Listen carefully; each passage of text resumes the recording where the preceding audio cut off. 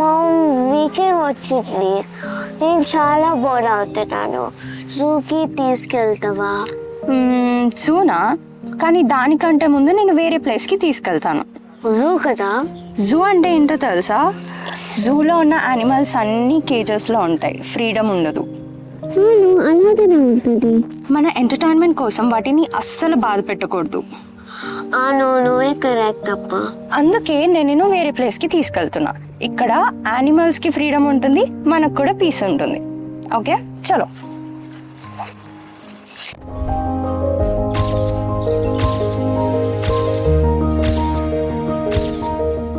ఇది ఆమన అవెన్యూ, పంచజీవన కాన్సెప్ట్తో డిజైన్ చేసిన ప్లేస్.